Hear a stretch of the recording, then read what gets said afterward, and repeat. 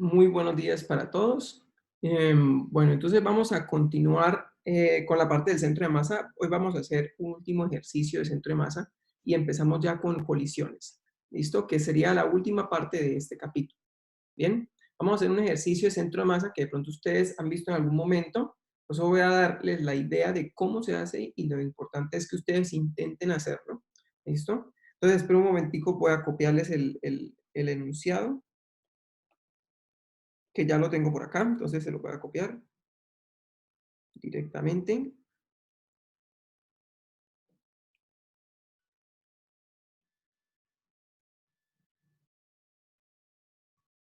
Ya les comparto pantalla.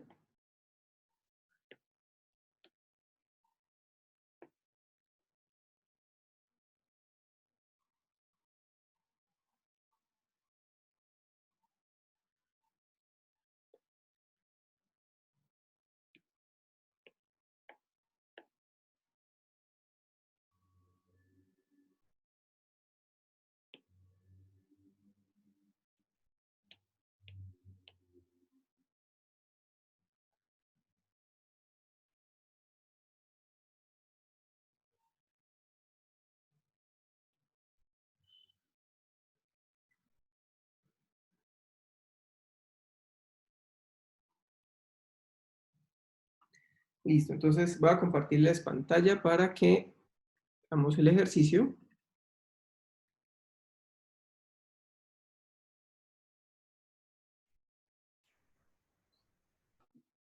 Listo, ese sería el ejercicio.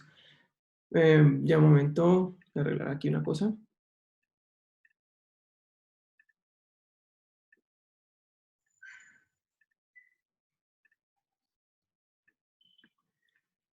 Listo, entonces el ejercicio es muy sencillo. Dice una lámina, la lámina que se muestra en esta figura, tiene una densidad de masa sigma uniforme.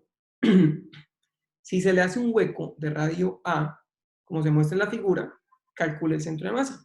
Entonces, nuevamente es una figura, es un sólido, digamos, es un sistema continuo, en el sentido en que este objeto tiene una densidad de masa asociada. No es un sistema de partículas dispersas en el espacio, sino que es un sistema continuo. Entonces, el sistema continuo consiste en una placa de densidad uniforme, de densidad sigma, eh, que se le hace un hueco. Entonces, la placa uniforme, de densidad uniforme, digamos que es una figura geométrica regular, es bien conocida, tiene su centro de masa en todo el centro del cuadrado. Entonces, para calcular el centro de masa de un cuadrado, pues no hay ningún inconveniente, ¿listo? El problema es que se le hace un hueco. El problema es que se le hace un hueco. Entonces, el centro de masa ya no puede estar en el centro del cuadrado. ¿Listo? Como ya no puede estar en el centro del cuadrado, hay que calcular el nuevo centro de masa. ¿Listo? Hacia dónde se iría a mover, hacia dónde digamos, se desplaza el centro de masa debido a que se hace el hueco. Bien, entonces, la técnica en general, recuerden, para calcular el centro de masa de un sistema continuo como estos, digamos, em, descomponer el cuerpo continuo, el objeto continuo total, en pedacitos que tengan formas geométricas regulares, como por ejemplo cuadrados, círculos, esferas, cilindros, rectángulos, ¿sí? Esos cuerpos geométricos regulares se les puede poner el centro de masa en toda la mitad. Bien, ahora, este objeto, digamos que completo no es muy regular, pero tenemos un cuadrado que es un objeto con una forma común, ¿sí? Y tenemos un círculo. Entonces, vamos a separar el objeto en dos pedazos, un cuadrado y un círculo, ¿sí? Ahora, hay una situación acá y es que el círculo en realidad no es un objeto más, sino que al contrario es un hueco, ¿cierto? O sea, esa más bien es como masa que le hace falta al cuadrado. Entonces, ¿cómo hacemos para tratar un objeto o un sistema en el cual hay un hueco? Escriban por ahí en el chat lo que se acuerden de cómo se trabaja un sistema como estos, en los cuales hay un hueco en el sistema. ¿Cómo se trabajaría? Así como en una frasecita la idea general, ¿sí? ¿Cómo se trabajaría un sistema en el cual hay un hueco, como por ejemplo esta placa? De lo que se acuerda.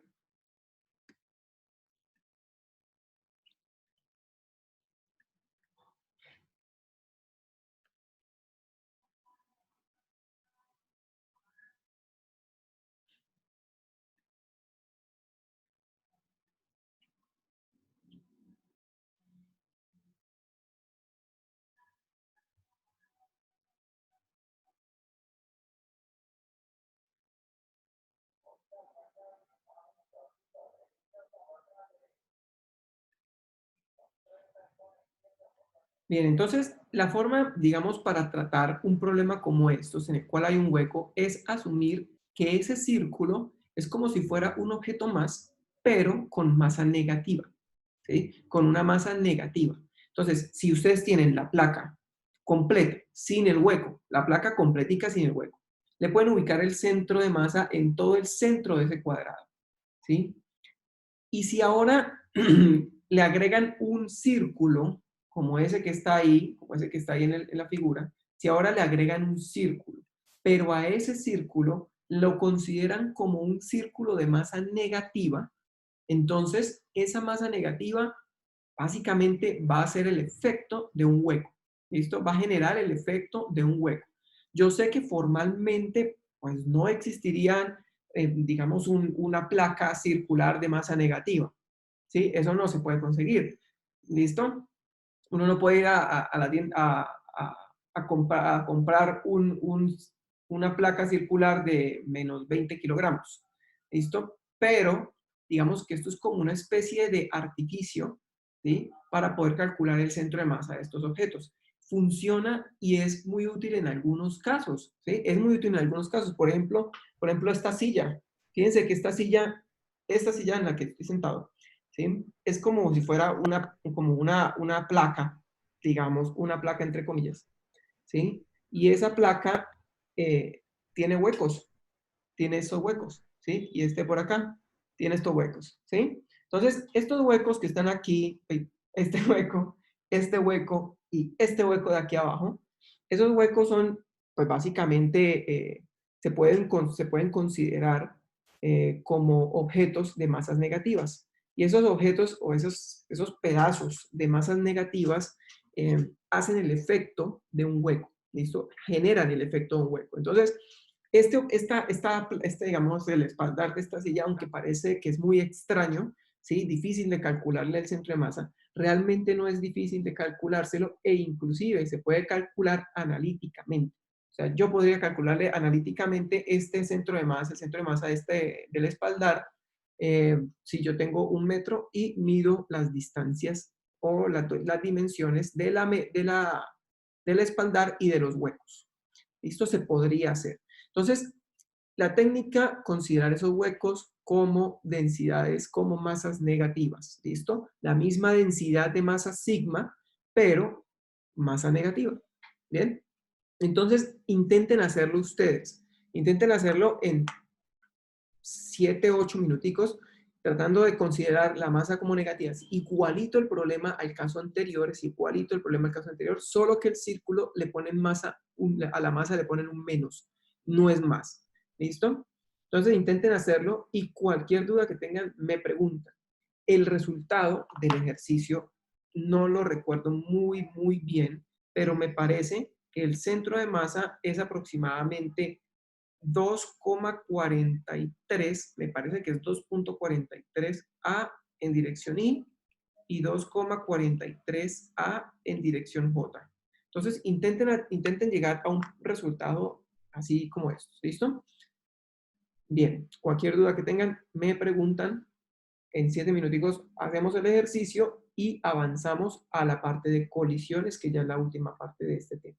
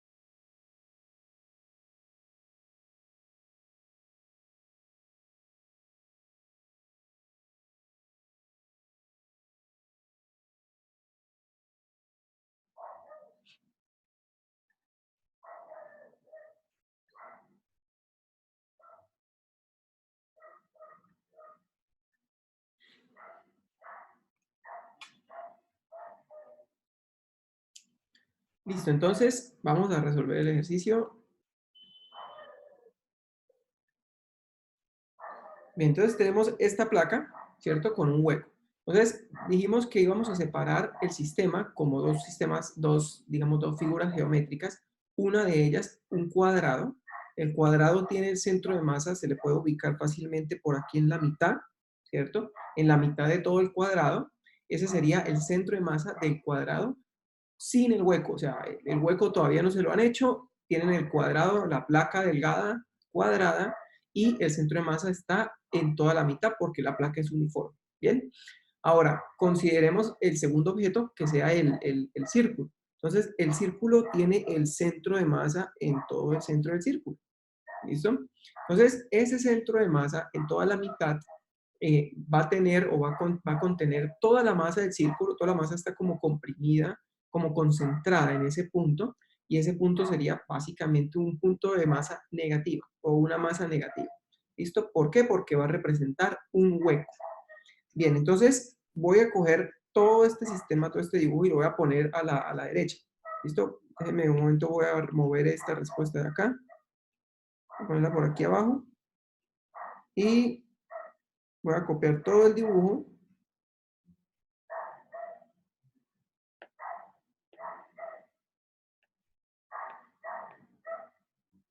y vamos a poner por acá.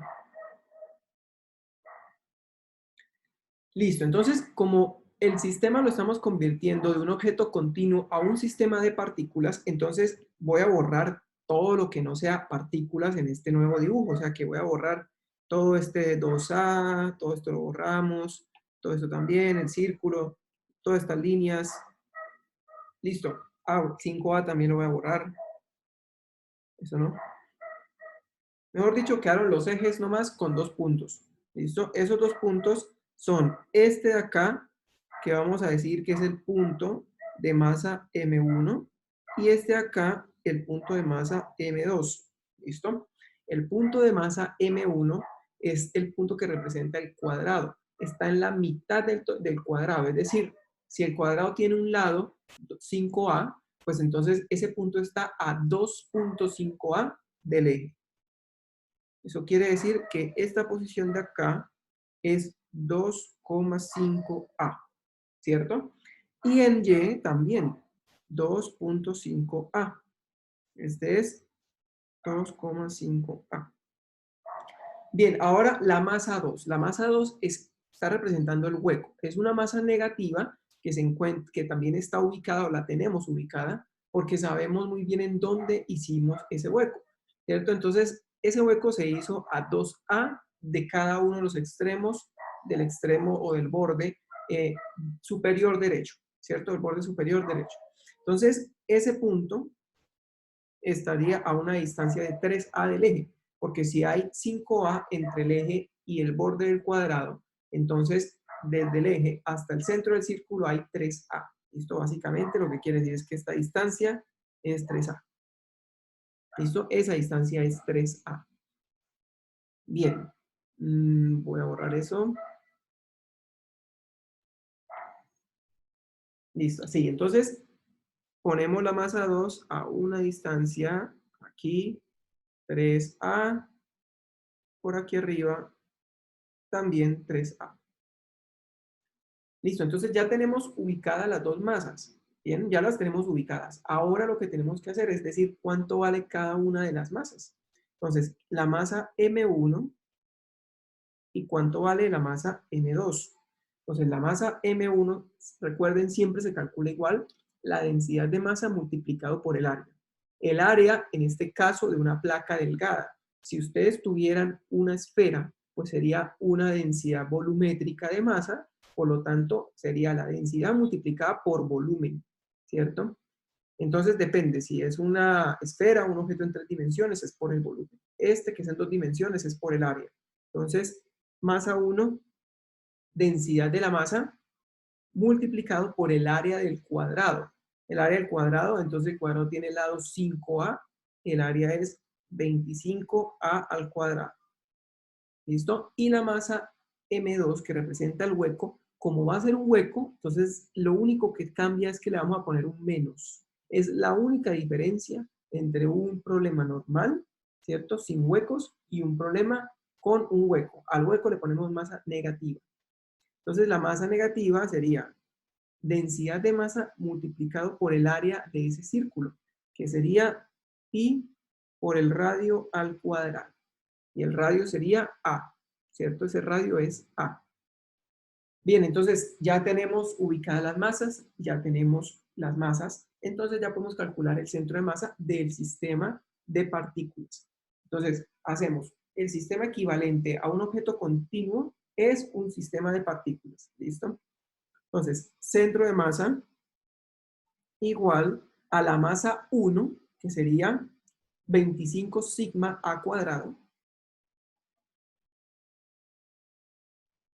Esa sería la masa 1 multiplicado por la posición de la masa 1, o sea, el vector posición de M1, que es 2.5A en dirección X y es 2.5A en dirección Y. ¿Listo? Y le sumamos a ese producto la masa 2, que en este caso es negativa, por lo tanto, en la fórmula ya no va más, sino menos pi sigma a al cuadrado multiplicado por el vector posición. Y el vector posición de la masa 2 sería 3A en dirección Y más 3A en dirección J. ¿Listo? Todo esto lo vamos a dividir, todo esto lo dividimos entre la masa 1, que sería 25 sigma al cuadrado, más la masa 2, que como es negativa, quedaría así, menos pi sigma a al cuadrado. ¿Listo? Entonces queda de esa forma. Fíjense que sigma a cuadrado está en todos los términos del numerador y está en todos los términos del denominador, ¿cierto? Está aquí, acá, acá y acá. Entonces, como está en todos los términos, los podemos cancelar. ¿Listo? Podemos cancelar este, con este, con este, con este. Pero eso es porque está en todos los términos, ojo. Si no estuviera en todos los términos, no se puede cancelar. O sea, si aquí no estuviera, no podemos cancelar sigma por a cuadrado. Mejor lo dejamos ahí quieto. ¿Sí? Mejor lo dejamos ahí quieto. O podemos hacer algo, de pronto tratar de simplificarlo de otra manera, pero no se pueden cancelar. ¿Sí? No se podrían cancelar. Entonces voy a borrar acá estos círculos que hice verdes. Y quedaría así nomás.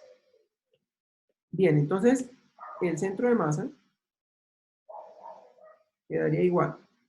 25 por 2.5. ¿Cuánto es 25 por 2.5? ¿Cuánto les da a ustedes? ¿Cuánto les da 25 por 2.5?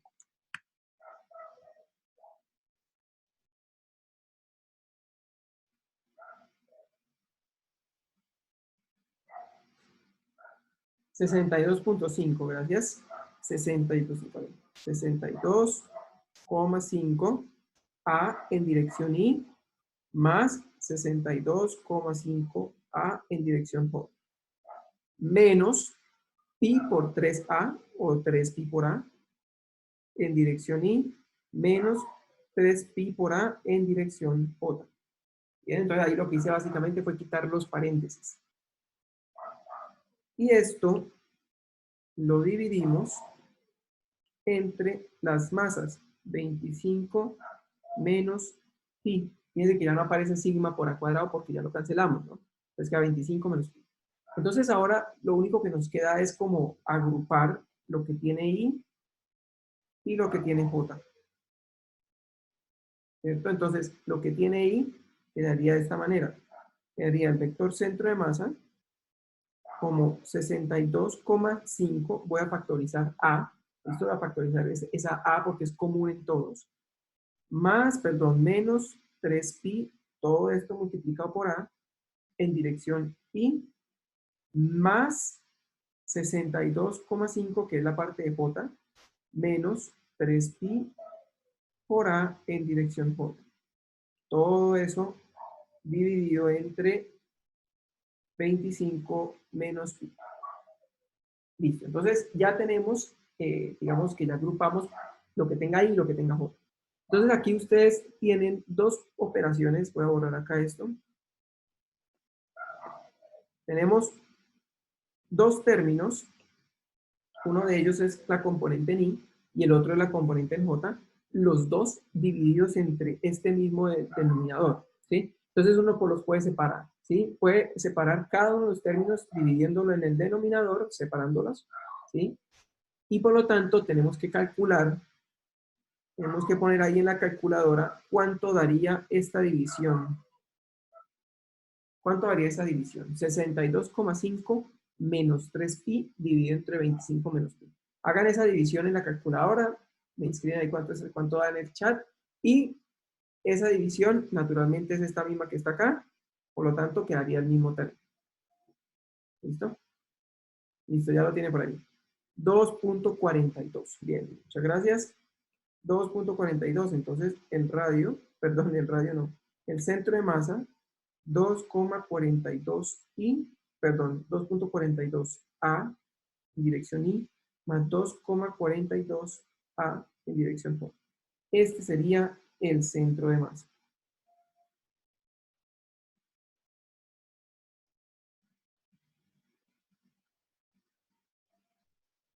¿Listo? Ese sería el centro de masa, el vector centro de masa.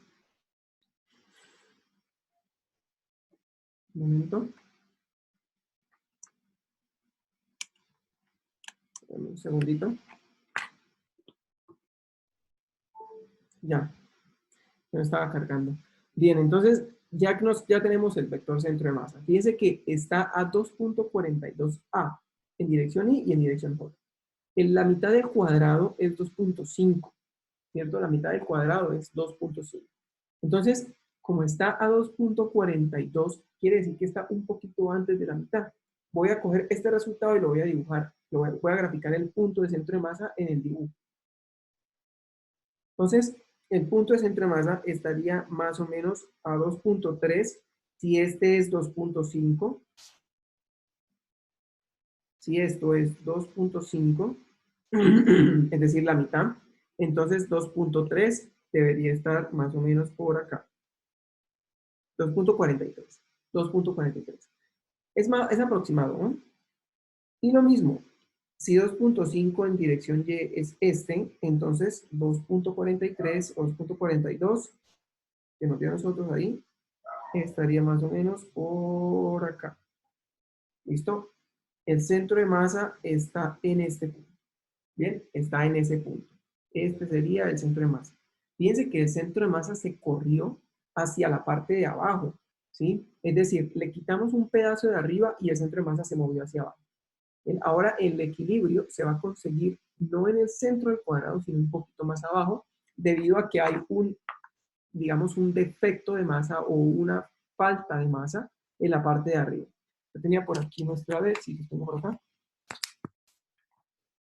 Por aquí unas hojitas en donde yo había hecho, listo, fíjense, esta hoja que está acá es como si fuera la placa, ¿sí? Es como la placa, lástima que se deje doblar, ¿no? Lo ideal sería que no se dejara doblar para poder ver bien. Y yo le dibujé en todo el centro el punto de centro de masa de esta hoja. Esta hoja no tiene ningún hueco, ¿no? Y es aproximadamente uniforme. Entonces, el centro de masa está ahí, en ese punto. ¿Listo? Si yo pongo un lapicero, por ejemplo, y le pongo el centro, el lapicero, si lo ubico ahí en ese punto y lo dejo así, yo lo que voy a encontrar es equilibrio, ¿sí? Ese es el punto de equilibrio, ¿listo? De hecho, pues ahí se movió. De hecho, ese punto mantiene la hoja prácticamente, ese punto mantiene la hoja prácticamente ahí todo el tiempo, ¿sí? En equilibrio, ¿listo? En ese punto ahí está en equilibrio. Bien, ahora, ¿qué pasa si yo a la hoja le hago un hueco? Si yo a la hoja le hago un hueco.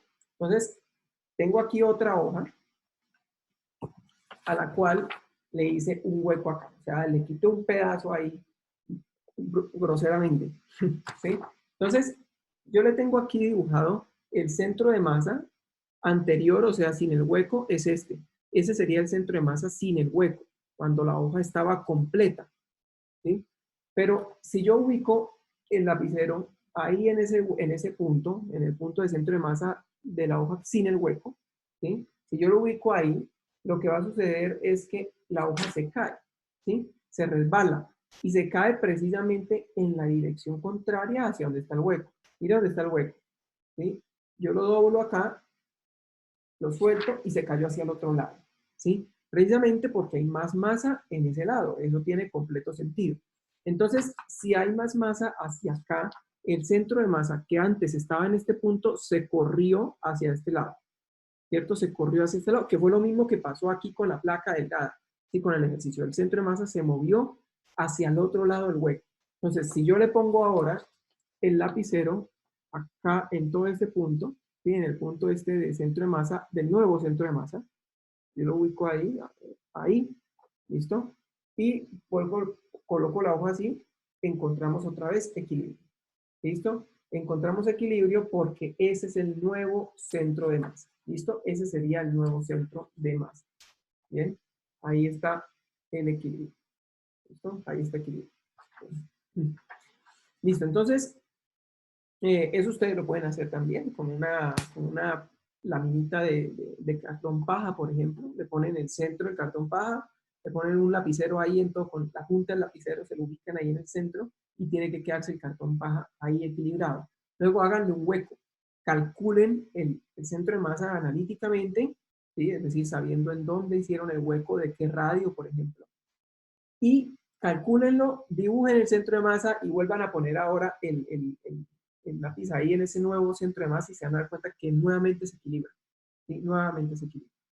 Bien, entonces, este digamos es el otro ejercicio ya con centro de masa. Hemos visto, vamos a ver tres partes, ya vimos dos de este capítulo. La primera parte fue trabajo y energía, que era básicamente el teorema del trabajo y la energía.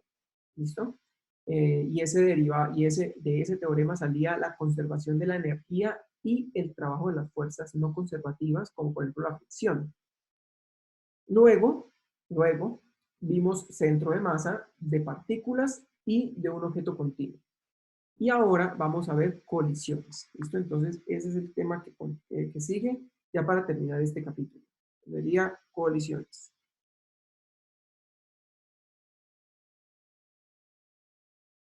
¿Listo? Entonces, una colisión, pues es básicamente el choque entre dos partículas. ¿Listo? ¿Qué es lo que queremos o por qué estamos interesados en una colisión? Bueno, por muchas razones y entre otras que en física las colisiones son muy comunes. ¿Sí? En física es muy común tener colisiones.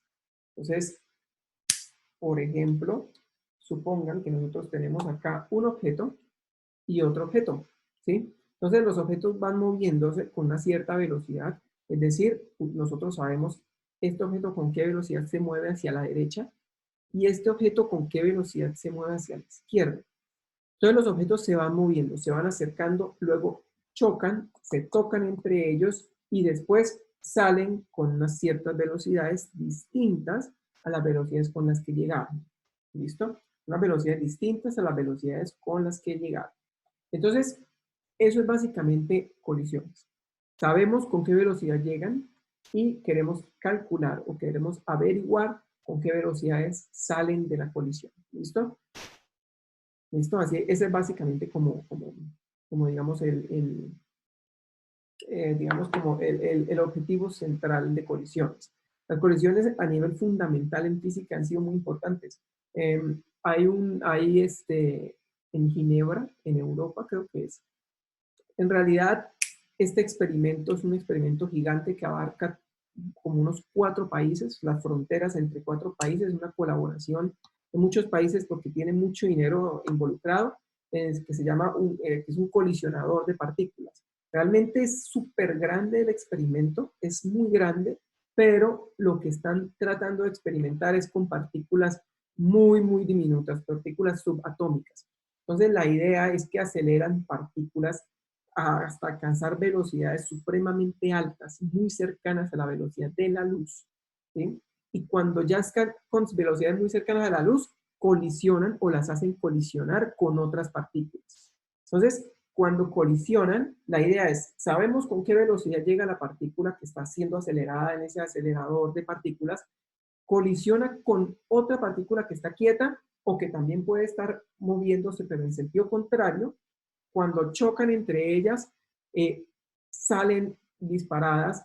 En algunos casos, una de las partículas se puede desintegrar y dar origen a otras partículas que estaban contenidas en ella. O sea, básicamente como si fuera una canica, como si fuera una pelotica llena de otras pepitas, y cuando golpea con otra, revientan la pelota y salen las canicas que están dentro. Entonces, las colisiones permiten en ese experimento determinar qué partículas estaban dentro de esa otra, por ejemplo, dentro de un núcleo, ¿sí? Dentro del núcleo de un átomo, por ejemplo. Entonces, súper importante las colisiones en física, sobre todo a nivel fundamental y de la física más avanzada en estos momentos. Así han descubierto una cantidad de partículas elementales, ¿sí? Es decir, partículas que estaban dentro de los protones, partículas dentro de los núcleos, ¿bien?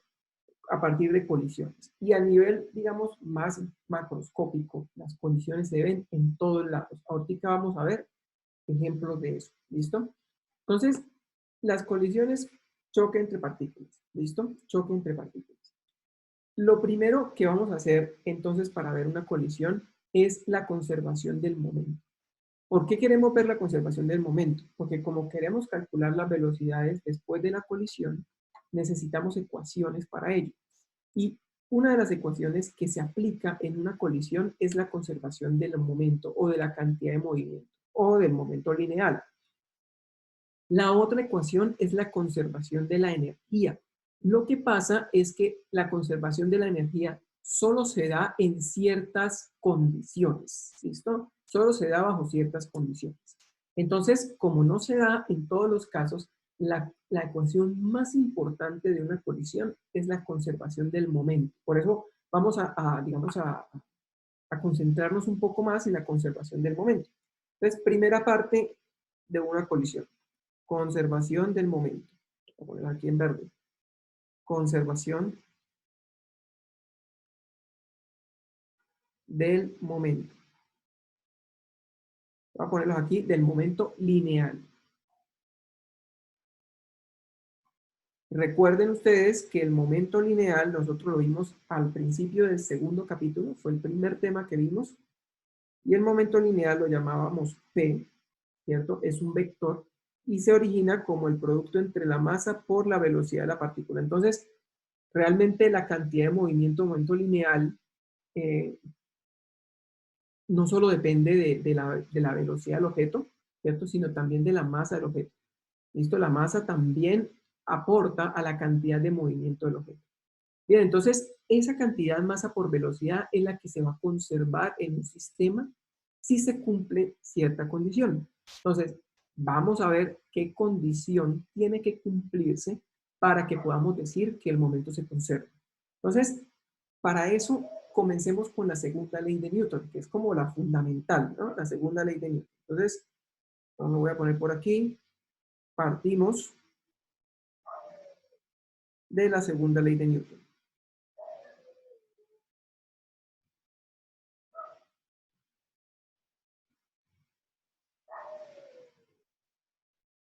Partimos de la segunda ley de Newton. ¿Qué es lo que dice la segunda ley de Newton? La segunda ley de Newton dice que la fuerza total o la fuerza resultante, que básicamente es la suma de todas las fuerzas, ¿cierto? Por la sumatoria de todas las fuerzas, es igual, y lo que normalmente hemos hecho es masa por aceleración, ¿cierto? Eso es lo que normalmente hacemos. Sumatoria de fuerzas igual a masa por aceleración. Pero no anoten todavía masa por aceleración porque lo voy a borrar. En este capítulo, digamos, para ver la conservación del momento lineal, no vamos a utilizar la segunda ley de Newton como sumatoria de fuerzas igual a masa por aceleración. Esto es solamente un caso particular. Es solamente un caso particular cuando la masa del objeto o del sistema no cambia, no aumenta ni disminuye. Recuerden cuando hablamos de la bola de nieve que iba cayendo por una colina y a medida que iba cayendo iba ganando masa, ¿sí? o de una volqueta que iba moviéndose y que iba dejando caer arena en la medida que se movía.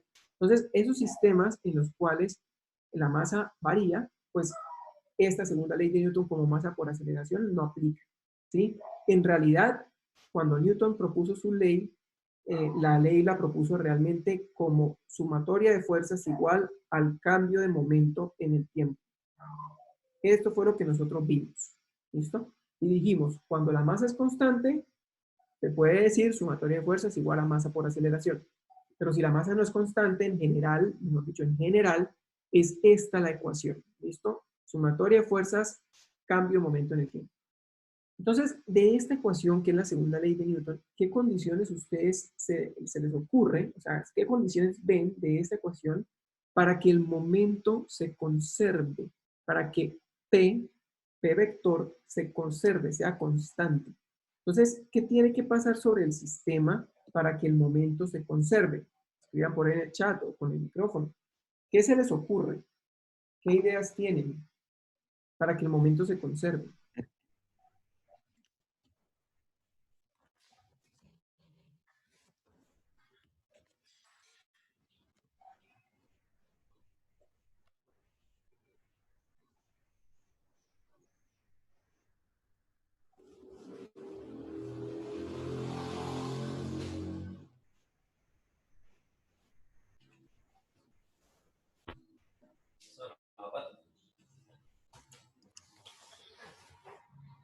El tapabocas que tenía ahí.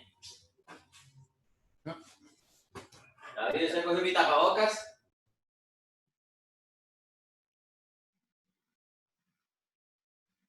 Listo. Entonces, miren, uno puede analizar la ecuación de dos formas, de izquierda a derecha o de derecha a izquierda, ¿sí? De izquierda a derecha, la fuerza da como resultado el cambio de momento en el tiempo. O sea, que para que cambie el momento en el tiempo, el momento de una partícula o de un sistema, tiene que haber una fuerza, ¿cierto? Entonces, lo analizamos de izquierda a derecha, la fuerza genera un cambio de momento en el tiempo, o de derecha a izquierda. El cambio de momento en el tiempo se produce porque hay una fuerza, ¿sí? Entonces, nos interesa de derecha a izquierda. Para que haya un cambio de momento en el tiempo, es decir, sí, para que el momento no se conserve, tiene que haber fuerza. Y lo contrario también es cierto. Para que el momento se conserve, no puede haber fuerza, ¿sí? Entonces es como una cadena de consecuencias. Primera consecuencia, P se conserva. Bueno, en realidad esta no es la consecuencia, esta es la, digamos, ¿cómo decirlo? La suposición, ¿sí? La suposición, que P se conserva. Si P se conserva, eso quiere decir que P es constante, ¿cierto? Que se conserve quiere decir que es constante. Y si P es constante, lo que quiere decir es que el cambio de momento en el tiempo es igual a cero. ¿Listo? O sea que la derivada de P es cero porque es constante. Y si la derivada de P es cero, eso quiere decir que la fuerza total es cero. ¿Listo? Entonces, si la fuerza total es cero, entonces nos vamos al contrario. Si la fuerza total es cero, entonces P se conserva. ¿Listo? Si la fuerza total es cero, entonces el momento se conserva. ¿Bien? Entonces ya tendríamos la condición que se requiere para que el momento se conserve.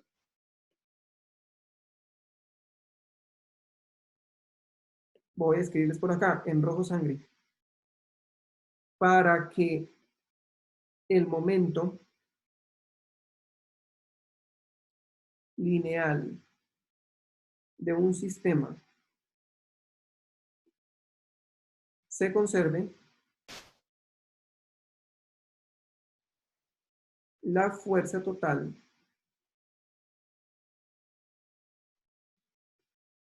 debe ser cero. ¿Listo? La fuerza total debe ser cero.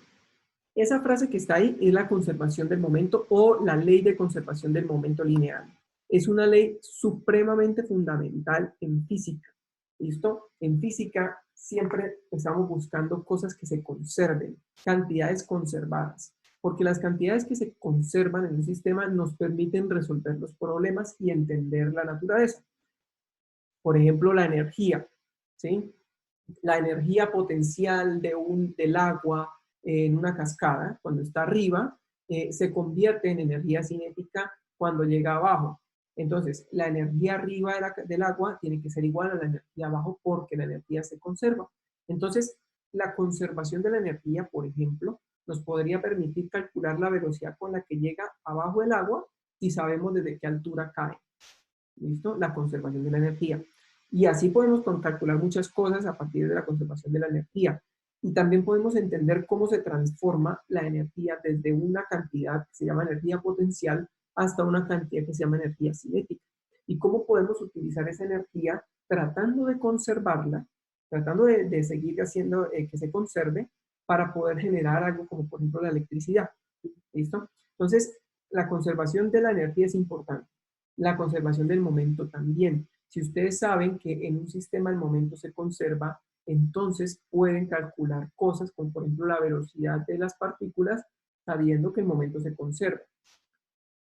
Cuando, hablando digamos a nivel macroscópico, sino a gran escala, por ejemplo el universo, si el universo estuviera aislado, o sea, si hubiera un borde en el universo y nosotros todos estuviéramos contenidos en este universo, en ese borde, entonces si el universo no tiene ninguna fuerza que provenga de afuera, porque no hay nada afuera del universo, entonces el momento del universo sería el mismo desde que se creó, ¿sí? Desde que se originó hasta toda la eternidad, ¿sí?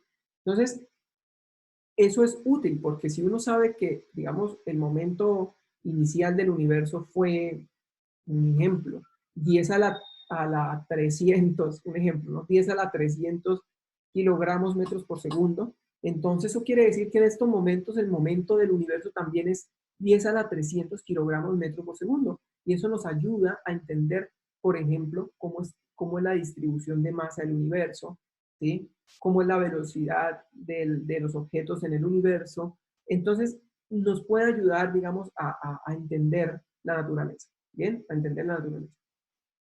Listo, entonces, supongan que tengamos, ahora, ¿bajo qué condiciones se puede garantizar que las fuerzas, que la fuerza total sea cero y que el momento se conserve? Un ejemplo, cuando hay dos objetos, por ejemplo, una masa acá y otra masa por aquí, y supongan que esas masas interactúan gravitacionalmente. Entonces, interactúan gravitacionalmente por fuerzas gravitacionales, ¿cierto? A esta fuerza de la derecha, de la izquierda, llamémosla F12, perdón, F21, y a esta fuerza F12. Entonces, esta sería la partícula de masa 1 y la partícula 2, perdón, la partícula 1 y la 2. Esta fuerza sería la fuerza que siente o que ejerce, perdón, la partícula 2 sobre la partícula 1. Esta es la fuerza que ejerce la partícula 2 sobre la 1. Y esta, la fuerza que ejerce la 1 sobre la partícula 2. En otras palabras, la partícula 1 se siente atraída hacia la 2 y la 2 atraída hacia la 1. Esas dos fuerzas que ustedes ven ahí son fuerzas de acción y reacción, ¿cierto? Son fuerzas de acción y reacción. La partícula 1 le ejerce a la partícula 2 una fuerza y la partícula 2 le responde con una fuerza a la partícula 1. Entonces, como son fuerzas de acción y reacción, ustedes saben que por la tercera ley de Newton, esas fuerzas son iguales en magnitud, ¿cierto? Iguales en magnitud, pero están en sentidos contrarios. ¿Listo? En sentidos contrarios. Entonces, esas dos fuerzas se cancelan. Si ustedes quisieran, por ejemplo, calcular cuál es la fuerza total de este sistema, ¿cierto? De este sistema de dos masas, entonces les quedaría fuerza 1 más fuerza 2. ¿Sí? La suma de las dos. ¿Y qué pasa acá? Que la fuerza, perdón, 1, 2, 2, 1. ¿Y qué pasa acá? Que la fuerza 1, 2 es menos la fuerza 2, 1. y por lo tanto, fíjense que se cancelan. Se cancelan las dos y la fuerza total entonces es cero. En este caso, cuando las dos fuerzas actúan por medio de fuerzas, cuando las dos masas interactúan por medio de fuerzas de acción y reacción, la fuerza total es cero y por lo tanto el momento en ella se debe conservar. Si ustedes tienen acá dos objetos que se acercan entre ellos, ¿cierto? Por fuerzas gravitacionales, el momento de este más el momento de este debe ser, la suma de los dos, debe ser constante en todo momento. ¿Sí? Mientras se van acercando, la suma de los dos momentos debe ser el mismo siempre. ¿Listo? Debe ser el mismo siempre. ¿Bien? Porque las fuerzas se cancelan entre ellas y al final la fuerza total en este sistema es cero. ¿Sí? Entonces el momento se debe conservar. Bien, el momento se debe conservar. Listo. En este caso, dos fuerzas de acción-reacción se cancelan entre ellas, el momento se conserva. Otro caso, por ejemplo, en donde se pueda conservar la cantidad de movimiento. Tenemos por aquí una mesa, bueno, vemos acá el piso. Una mesa por acá.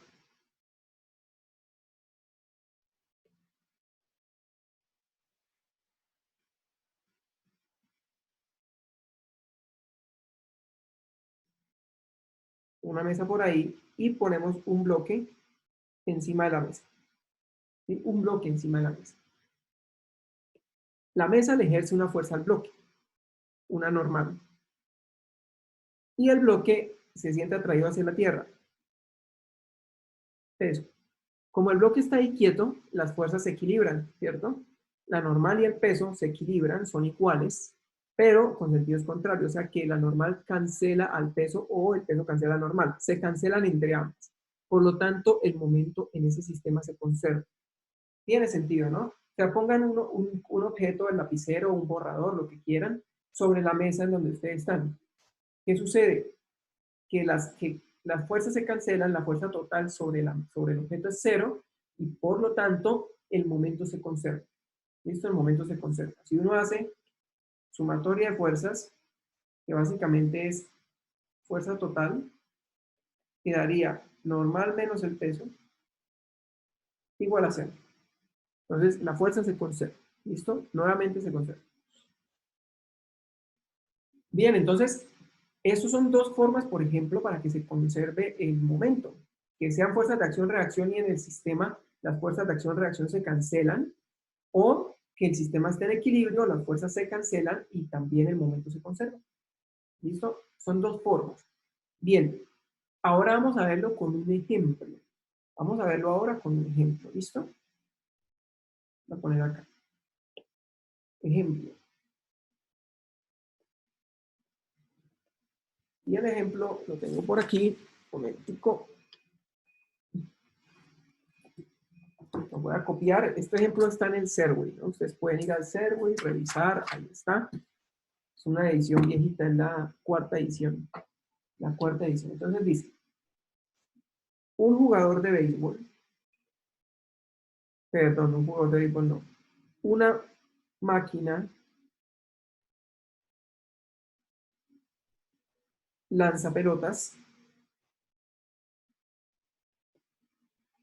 una máquina lanza pelotas de 50 kilogramos está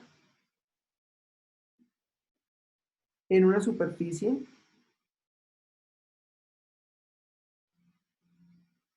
sin fricción. ¿Listo? Está en una superficie sin fricción.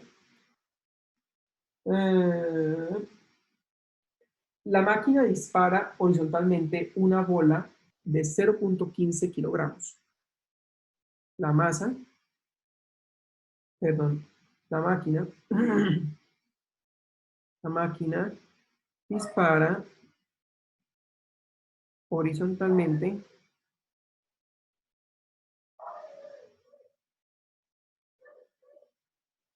una pelota de 0,15 kilogramos con una velocidad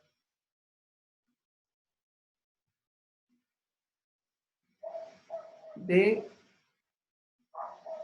¿dónde está?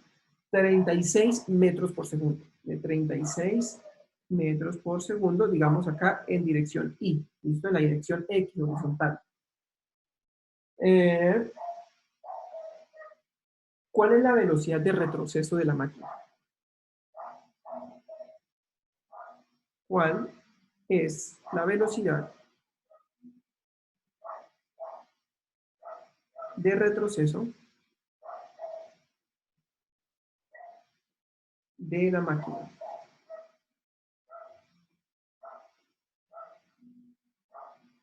Listo, entonces ese sería el ejercicio, bueno, el ejemplo, ¿no? Bien, entonces tenemos una máquina lanza pelotas de 50 kilogramos, está en una superficie sin fricción. La idea de que no haya fricción, realmente yo no entiendo por qué muy bien lo colocan. Me parece que la fricción no afecta, en este caso, la conservación del momento. ¿Listo? Pero bueno, la colocan, dicen que no tiene fricción, asumiendo o haciendo, intentando entender que el hecho de que no haya fricción permite que se conserve el momento. ¿Listo? O en otras palabras, que la aparición de la fricción en el piso con la máquina, la fricción entre la máquina y el piso, haría que el momento no se conserve. Claro, va a hacer que el momento no se conserve, pero no después de que salga la pelota, o sea, no inmediatamente después. La máquina retrocede con una cierta velocidad y la fricción la puede frenar, pero inmediatamente la pelota sale disparada. No entiendo por qué la fricción. No entiendo muy bien el asunto de la fricción, ¿no? A mí me parece que no debería afectar, pero bueno. Dice después, la máquina dispara horizontalmente una pelota de 0.15 kilogramos, mucho menos masiva que la máquina. La máquina tiene 50 kilogramos, con una velocidad de 36 metros por segundo. ¿Cuál es la velocidad de retroceso de la máquina? Pues resulta que cuando la máquina lanza la pelota, la máquina se va para atrás. Y eso es un efecto que se puede observar, ¿no?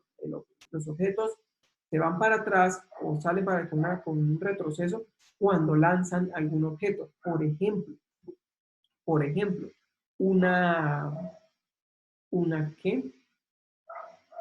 Por ejemplo, una pistola, ¿sí? Una pistola. Cuando ustedes no. Cuando se dispara una pistola, la bala sale con una cierta velocidad y la pistola tiene un retroceso bastante fuerte, ¿cierto?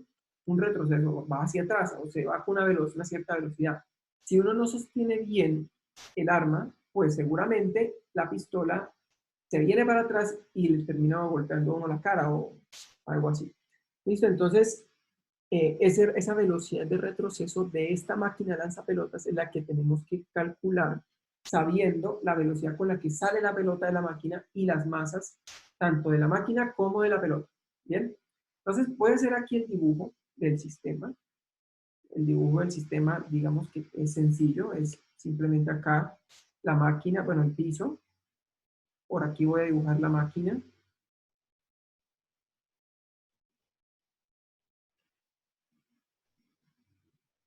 La máquina por ahí.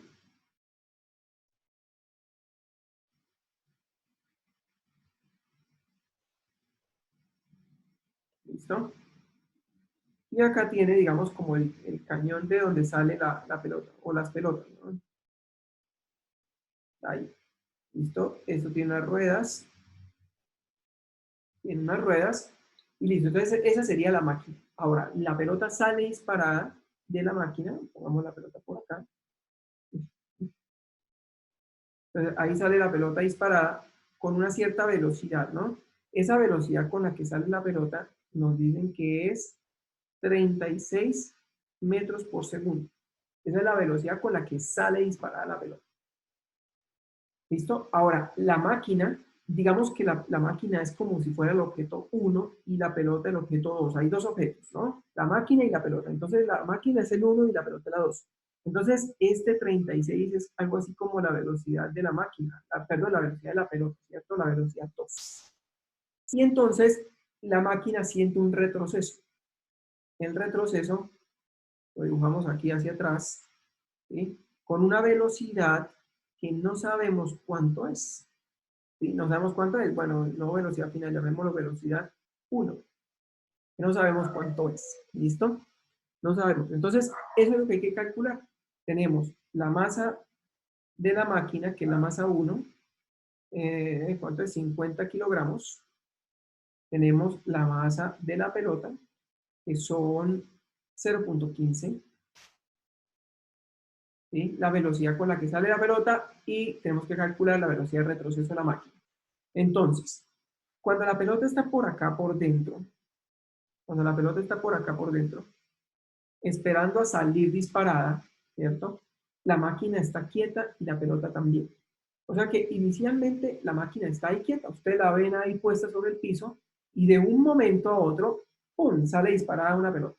Entonces, hay una fuerza que la máquina ejerce sobre la pelota, de manera que con esa fuerza es que precisamente sale disparada la pelota, ¿cierto? Con esa fuerza sale disparada la pelota.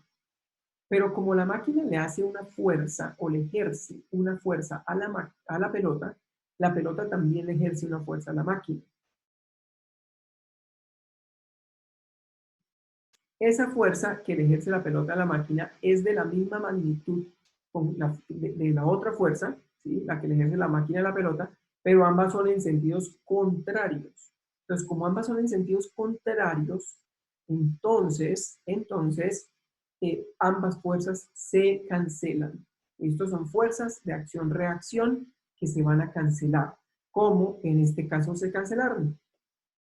Como en este caso se cancelaron, acá también se van a cancelar. ¿Listo? Aquí también se cancela. Entonces, a pesar de que sí hay fuerzas, las fuerzas se cancelan entre ellas. Y como se cancelan, el momento del sistema se tiene que conservar. ¿Listo? El momento del sistema se tiene que conservar. ¿Bien?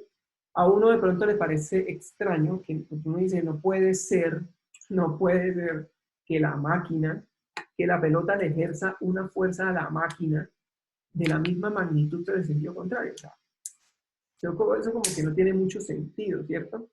Pero piensen en lo siguiente también. Piensen que ustedes le están ejerciendo una fuerza a la Tierra de la misma magnitud y que la Tierra les ejerce una fuerza a ustedes. ¿Listo? Ustedes le ejercen una fuerza a la Tierra de la misma magnitud de la fuerza con la que la Tierra los atrae a ustedes. ¿Sí? ¿Por qué entonces la Tierra no se ve acercándose hacia ustedes? Porque la Tierra tiene una masa supremamente grande en comparación con la masa de nosotros. Mejor dicho, la masa de nosotros es insignificante con respecto a la masa de la Tierra. Por eso el que se acelera es uno, y no la Tierra. Uno es el que cae, ¿sí? Uno es el que se mueve hacia la Tierra y no la Tierra hacia uno. ¿Listo? Aquí pasa lo mismo. La máquina le ejerce una fuerza a la pelota y la pelota le ejerce una fuerza a la máquina también. Ahora vamos a ver quién se mueve más rápido, ¿cierto? Vamos a ver quién se mueve más rápido, si la pelota cuando sale o la máquina cuando retrocede. Entonces, en este sistema se conserva el momento. Entonces, como se conserva el momento inicial del sistema tiene que ser igual al momento final del sistema. ¿Bien? ¿El momento inicial cuál es? El momento en el que ustedes ven la máquina ahí quieta, sin hacer nada, con la pelota adentro, esperando para que se dispare. Momento final es la pelota saliendo con una velocidad de 36 metros por segundo y la máquina retrocediendo con una velocidad todavía desconocida que tenemos que calcular.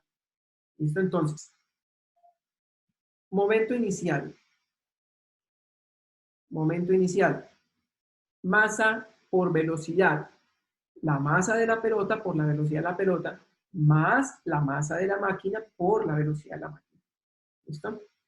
¿Cuál es la velocidad de la máquina y de la pelota cuando están quietas esperando a que las disparen? Pues cero, ¿cierto? No se están moviendo, entonces el momento inicial es cero. No hay momento inicial, ambos están quietos. Pero después de dispararse, la masa la masa de la partícula de la pelota, sale disparada y por lo tanto el momento de la pelota es masa 2 por velocidad 2. ¿Listo? Masa 2 por velocidad 2. Bien. Ese sería el momento de la pelota. Ahora, el momento que se conserva no es el de la pelota y tampoco es solo el de la máquina. El momento que se conserva es el momento total, es decir, es la suma del momento de la pelota más el de la máquina. Por eso aquí tenemos que sumar la masa de la máquina por la velocidad de retroceso, que es la que queremos calcular, ¿cierto? De aquí, ¿qué conocemos? Conocemos la masa de la pelota, la velocidad con la que sale disparada la pelota, la masa de la máquina, pero no conocemos la velocidad 1, que es la velocidad de retroceso. Entonces, esa es la que vamos a calcular, ¿listo? Bien, entonces reemplacemos todos los valores que tengamos. Tenemos masa 2, 0.15 kilogramos, multiplicado por la velocidad 2, 36 metros por segundo, igual a la más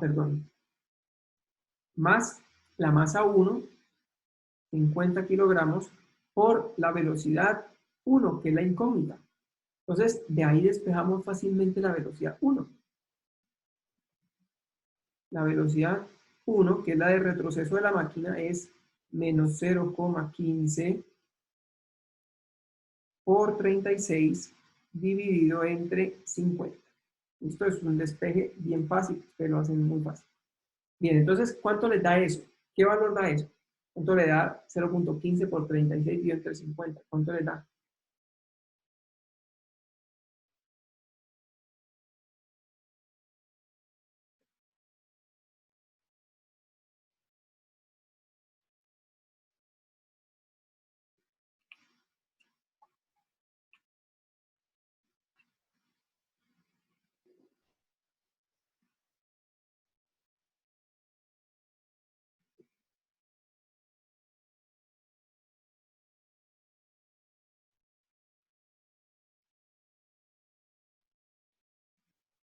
Bueno, por ahí ya le dio. Menos 0.108. Bien, gracias.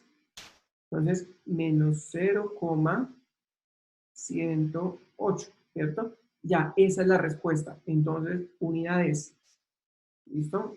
Ya tiene la respuesta, pónganle unidades. Esta sería entonces la velocidad de retroceso de la máquina.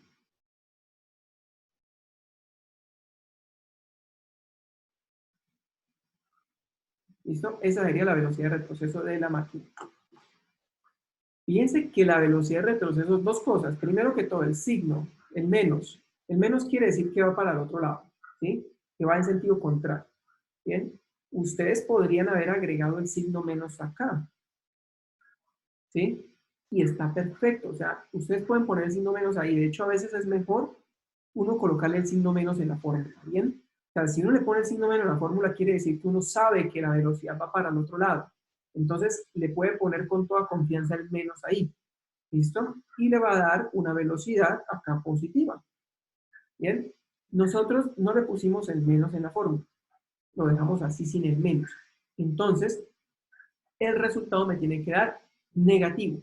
El negativo indicando que es velocidad de retroceso. Que si para nosotros es positivo hacia la derecha, la máquina que va para la izquierda queda con una velocidad negativa. ¿Bien? Segunda cosa importante, la velocidad es aproximadamente 0.11. 0.11, ¿listo? 0.11 es mucho más pequeño que 36. 36 es la velocidad de la pelota, ¿cierto? Y la máquina retrocede con una velocidad de 0.11.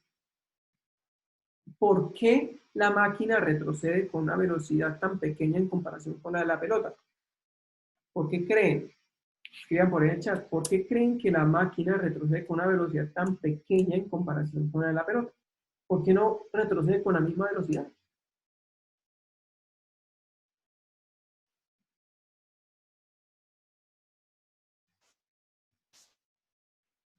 ¿Qué se les ocurre?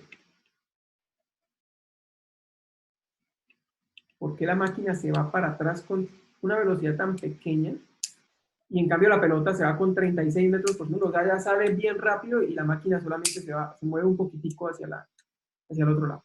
Exactamente, por la masa de la máquina. ¿Sí? La masa de la máquina es de 50 kilogramos, es mucho más grande que la masa de la pelota. Entonces, al haber más masa, más inercia y por lo tanto más resistencia al movimiento. ¿Listo? Por lo tanto, la velocidad es más pequeña. La velocidad es más pequeña. Digamos, todo este formalismo matemático del momento como la masa por la velocidad, conservación de la masa, conservación del momento, perdón, conservación de la energía y digamos, toda la teoría que hemos visto es teoría que funciona en la realidad, sí funciona observacionalmente en la naturaleza, se comporta así, ¿listo? Así se comporta, la máquina se mueve hacia atrás con una velocidad muy pequeña, ¿bien? Una velocidad muy pequeña. Ahora, si ustedes se dan cuenta en este ejercicio, ponemos en práctica las tres leyes de Newton, las tres completas. Primera ley de Newton, la ley de la inercia. ¿Sí? La masa de la máquina es grande y por lo tanto la inercia es grande y por lo tanto se resiste al movimiento y por lo tanto la velocidad con la que retrocede es pequeña. Ley de la inercia. Segunda, la sumatoria de fuerza, la segunda ley de Newton, sumatoria de fuerza es igual al cambio de momento en el tiempo. Eso, como la sumatoria de fuerzas es cero, entonces el momento se conserva. O sea, la conservación del momento como tal, la conservación del momento como tal, es consecuencia de la segunda ley de Newton. Esto consecuencia de la segunda ley de Newton. Tercera ley de Newton, ley de acción-reacción. ¿Sí?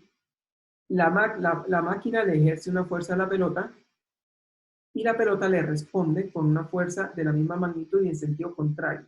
Entonces, al final, las fuerzas se cancelan, ¿cierto? Por tercera ley de Newton, y por lo tanto la sumatoria de fuerzas es igual a cero. Como la sumatoria de fuerzas es igual a cero, el momento se conserva. Entonces, fíjense que todas las tres leyes de Newton están contenidas acá en algo que se conoce como la conservación del momento. ¿Listo? La conservación del momento. Listo. Bien. Eso mismo sucede, por ejemplo, bueno, y hay otra cosa interesante acá, aunque no se ve tan clara, no se ve tan clara, sucede, y es que el centro de masa del sistema pelota con máquina se conserva, o sea, es constante, no cambia, está quieto. A pesar de que la pelota sale hacia la derecha y que la máquina retrocede, el centro de masa no se mueve. El centro de masa no se mueve. ¿Bien? Centro de masa no se mueve. Si ustedes hacen la velocidad del centro de masa, si ustedes hacen la velocidad del centro de masa, es que la voy a escribir aquí, pero ya la borro, ya la borro.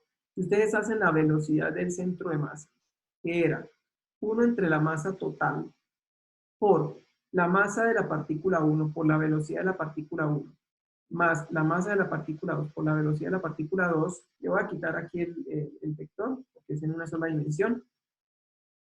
Esa es la velocidad del centro de masa, sumatoria de la masa por la velocidad de cada partícula dividido entre la masa total, que es la suma de las dos masas. Si el centro de masa no se mueve, y de hecho no se mueve porque la sumatoria de fuerzas es cero, y si inicialmente estaba quieto, pues va a quedarse quieto, el centro de masa.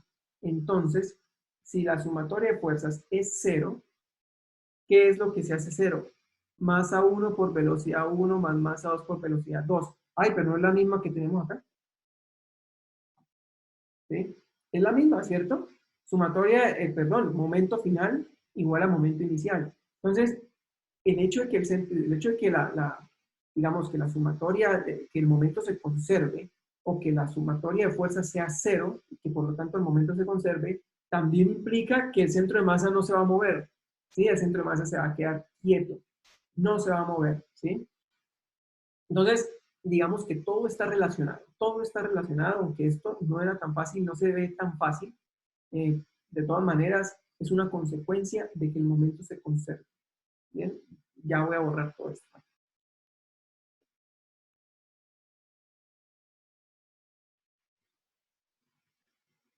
¿Preguntas?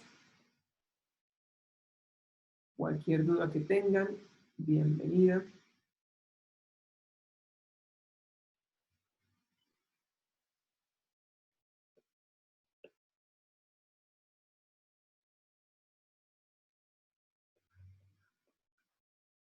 Ejercicio. Entonces se lo van a tratar de hacer ustedes. ¿Listo? Lo van a tratar de hacer. Está también en el server. Ahí lo pueden encontrar en los ejercicios propuestos. Entonces el ejercicio dice lo siguiente. Un automóvil de 1.800 kilogramos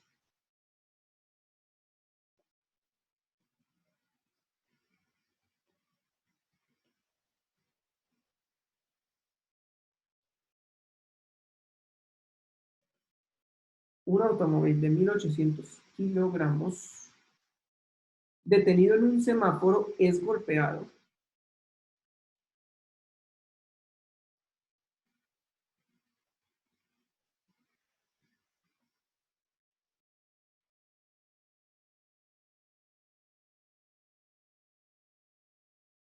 es golpeado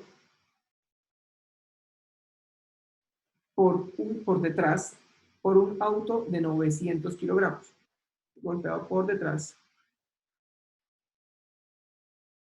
por un auto de 900 kilogramos. De 900 kilogramos. Y los dos quedan enganchados. Y los dos quedan enganchados.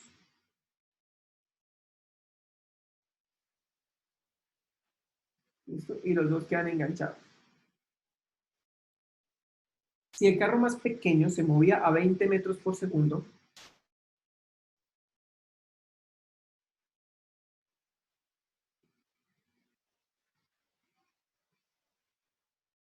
se movía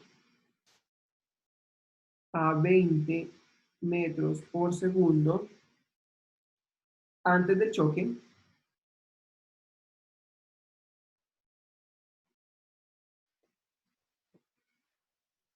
¿cuál es la velocidad de la masa enganchada después del choque?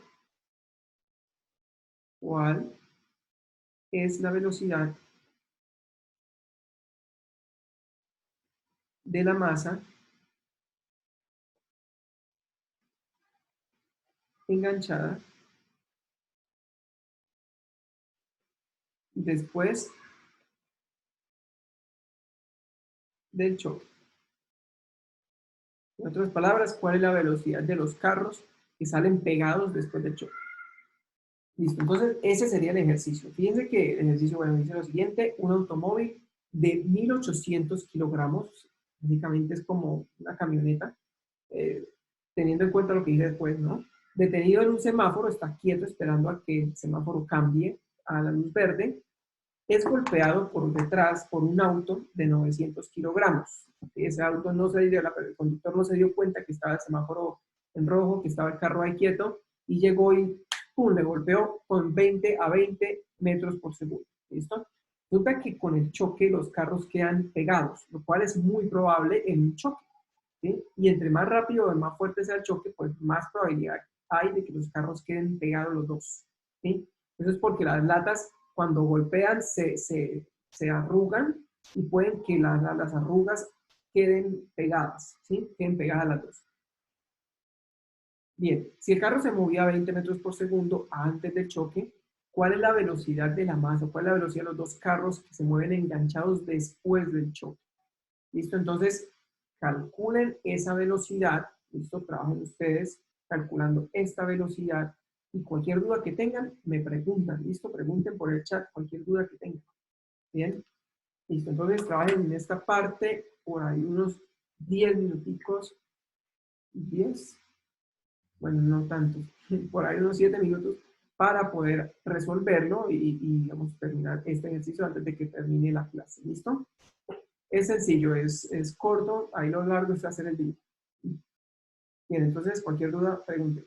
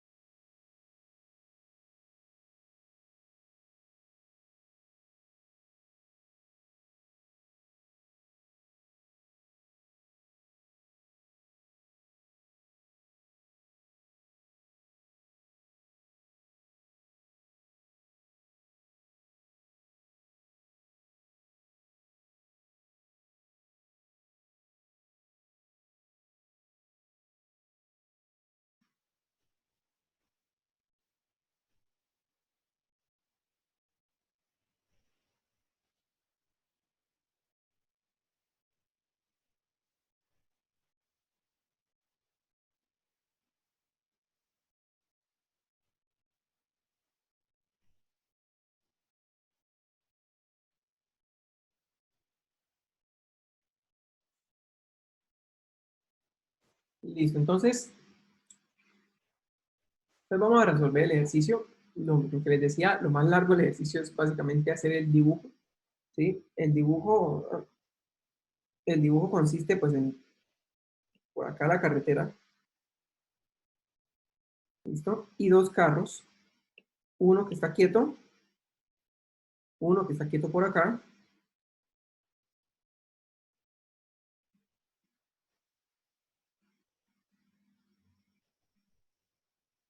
uno que está quieto, y el otro que llega por acá y golpea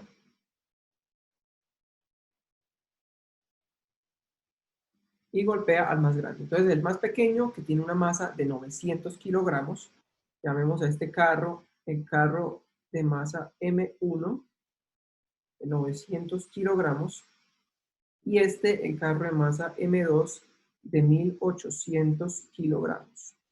¿Listo? Bien. El carro de masa de 900 kilogramos se mueve hacia la derecha con una velocidad de 20 metros por segundo. ¿Listo? Esta sería básicamente como la velocidad 1. La velocidad 1. Bien, entonces ese es el momento inicial, ¿cierto? El carro se va moviendo, se va aproximando hacia el grande con una velocidad de 20 metros por segundo.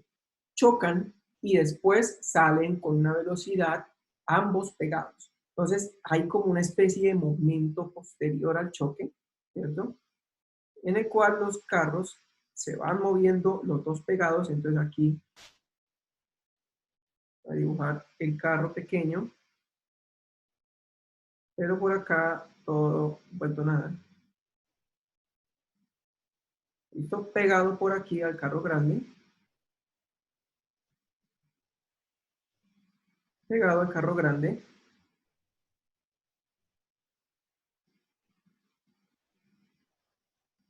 ¿Listo? Y los dos van pegados. Entonces, los dos van por acá con una velocidad final, que es precisamente la pregunta. ¿Listo? Esa sería precisamente la pregunta. Bien, entonces, dos momentos, momento inicial, momento final. ¿Qué pasa en el choque? Resulta que cuando chocan el carro con el camión, o bueno, el carro, le ejerce una fuerza al camión, ¿cierto? La fuerza que le ejerce el carro pequeño al camión es una normal que va en esta dirección, ¿sí? Es una fuerza normal. ¿Por qué normal? Porque es de contacto entre los objetos, entre los carros. Pero el carro grande también le ejerce una fuerza normal al carro pequeño. Esas dos fuerzas son de la misma magnitud, pero en sentido contrario. Por lo tanto, si uno considera el sistema completo como carro más camión, ¿sí? Esas dos fuerzas se cancelan entre ellas. Estas son fuerzas de acción-reacción de la misma magnitud en sentido contrario que se cancelan. Ojo, esto es considerando el sistema completo, o sea, el sistema de carro más camión, No el sistema de solo carro, no solo el carro y no solo el camión, sino los dos al mismo tiempo. ¿Listo? Bien, entonces, como las fuerzas se cancelan, en esa dirección horizontal no hay ninguna otra fuerza externa. Por lo tanto, el momento se tiene que conservar. ¿Listo? Porque no hay fuerzas adicionales en esa dirección. Entonces, el momento inicial y el momento final deben ser iguales. ¿Listo? Deben ser iguales. Y de acá vamos a ver cuál es el momento inicial. Entonces, el momento inicial, que es aquí en esta posición, solamente corresponde al momento del carro, porque porque el camión está quieto, ¿cierto? Está ahí quieto en el semáforo, por lo tanto no tiene velocidad, lo cual implica que no tiene momento. Entonces, masa 1 por velocidad 1. ¿Listo? Masa 1 por velocidad 1. Ese sería el momento del carro. El del camión, 0. Entonces, ese sería el momento inicial y el momento inicial debe ser igual al momento final. El momento final sería este de acá, es decir, cuando los dos carros se van moviendo hacia la derecha, el carro 1 o de masa M1 con una velocidad final y el carro 2 con una velocidad final también. ¿Listo? ¿Por qué las dos velocidades iguales? Porque ambos salen pegados, porque ambos se van enganchados. ¿Listo? Entonces, fíjense que ambos, digamos que al final, ambos se están moviendo y por lo tanto el momento del sistema es la suma del momento del carro más el momento del camión. ¿Listo? Reemplacemos entonces lo que tengamos, lo que conozcamos, los datos que tengamos. Tenemos masa 1, que es la masa del carrito, 900 kilogramos, por la velocidad del carro, que sería, ya la conocemos, por 20 metros por segundo. ¿Listo? Igual a la masa del carro, que serían 900, sumémosle de una vez la masa del carro 2, ¿cierto? O sea, el camión, 1800 kilogramos, todo esto por la velocidad final. ¿Listo? Entonces, la velocidad final es precisamente la que hace falta, la que tenemos que calcular. ¿Listo? La que tenemos que calcular. Bien, entonces, 900 por 20. 900 por 20 daría 18.000. ¿Listo? 18.000. Y esto es igual a 900 más 1800, que sería, ¿cuánto? 2700. 2700 por velocidad final. Entonces pasamos a dividir el 2700 y ya está.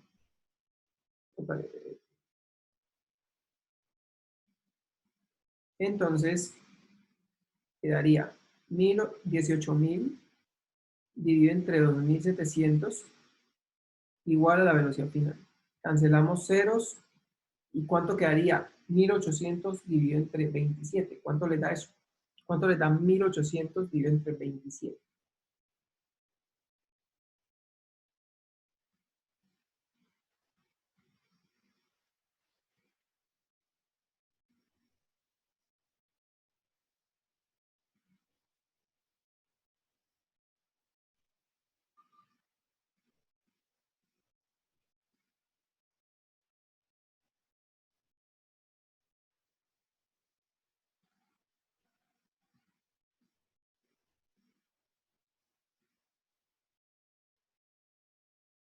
Mm. 6.66. ¿Listo? Gracias. Entonces, la velocidad final es 6,66 metros por segundo. ¿Listo? 6.66 metros por segundo. Esta es la respuesta. Esta es la velocidad con la que salen enganchados ambos carros después del choque. ¿Listo? Fíjense que 6.66 es menor que la velocidad con la que iba el carro. El carro iba con 36, ¿cuánto? Con 20 metros por segundo. Con 20 metros por segundo. Y los dos salieron con 6.66. ¿Por qué se reduce la velocidad con el choque, después del choque? Porque ahora la masa ya no es solo la masa del carro, ya no son solo los 900 kilogramos, sino que ahora son 2.700 de la suma del carro más el camión. Ahora hay más masa y por lo tanto menos velocidad. ¿Listo? Más masa, lo que equivale a menos velocidad. Bien. Listo, listo.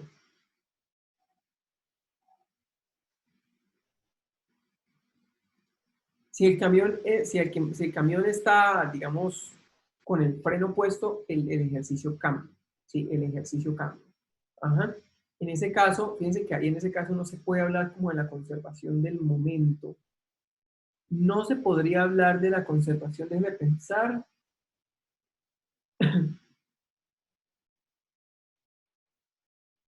Bueno, voy a decir de pronto esto, no sé si esté muy bien, me parece que sí, pero tengo que pensarlo mejor. Si se tiene el freno puesto, es como si tuviéramos fricción, ¿sí? Si se tiene el freno puesto es como si tuviéramos fricción, ¿sí?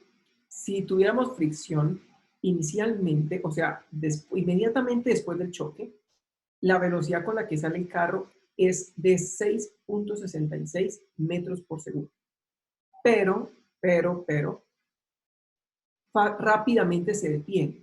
Es decir, si tiene el freno a fondo, puede que lo que recorran los dos carros pegados sea, por ejemplo, 1 centímetro.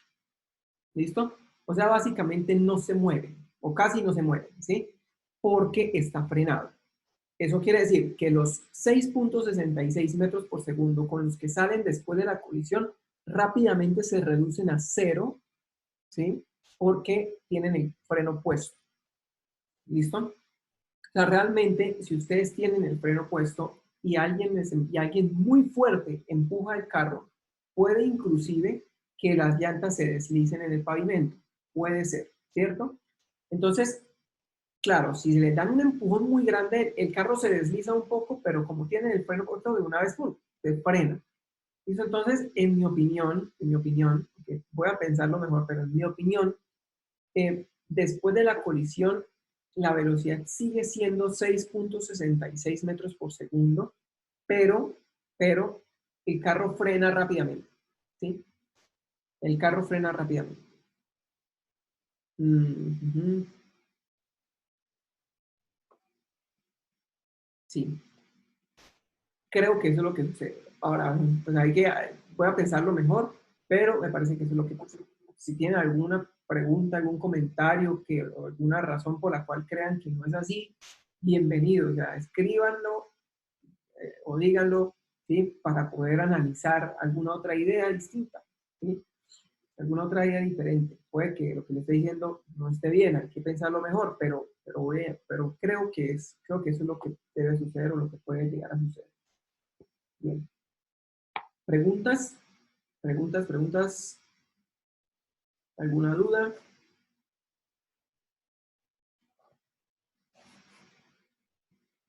Listo. Entonces, que esté muy bien. Nos vemos el otro lunes. Es festivo, pero bueno, tenemos que hacer la clase. Entonces, nos vemos el otro lunes, el lunes siguiente. Hasta luego. Buen fin de semana para todos. Estén bien. Chao.